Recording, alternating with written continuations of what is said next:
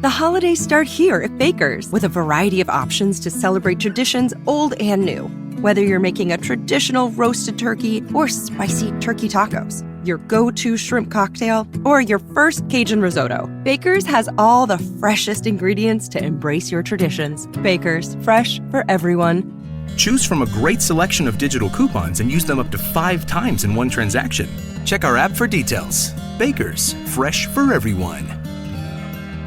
Good day, everybody, and welcome to Astronomy Daily for Thursday, the 24th of August, 2023. My name is Tim Gibbs, and I will be your host for today's episode.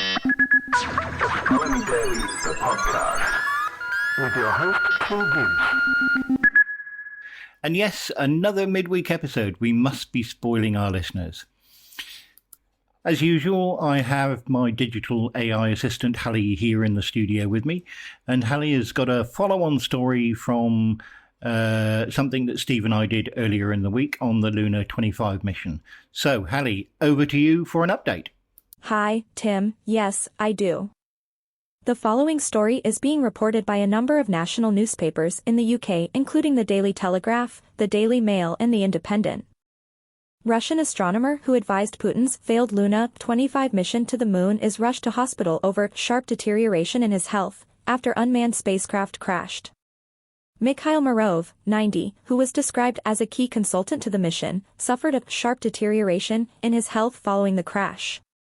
The Luna 25 unmanned space vessel span out of control and crashed into the surface of the moon on August 19 during Russia's first lunar expedition in 47 years. Morov's health condition arose after he called for an investigation into the expedition's failure.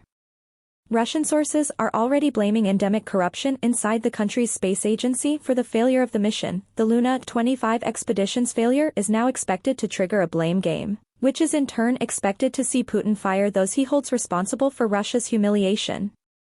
Professor Morov, an ardent proponent for the moon mission, was devastated by the failed landing, and made clear this was the reason for his sudden hospitalization in Moscow's elite Central Clinical Hospital, TSKB.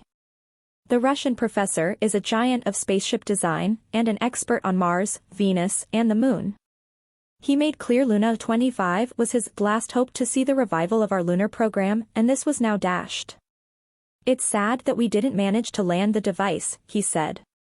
He is now calling for a full transparency as to the reasons the Luna 25 expedition ended in failure. "There was a mistake in the algorithms for launching into near-lunar orbit," he said. "It must be found." For the specialists who will be involved in the work of the commission, this will not be a big problem. "I think the answer will be found in the foreseeable future." From Hospital Morov, a Soviet-era space giant, told reporters, "I am under observation. How can I not worry? This has been very much a matter of my life. It's all very hard." Professor Morov called for Russia to continue with its efforts to go into space and land on the moon. Yuri Borisov, a Putin loyalist and ex-deputy premier who is now at the helm of the Russian space agency, could now see his future in the agency put in jeopardy. Mr. Borisov is accused of ending probes into corruption and misuse of budgets at the space agency. And now back to you, Tim. Thanks for that, Hallie. Some interesting developments, I feel. Now, just to follow on from that a little bit, here's a direct quote from the Daily Mail article.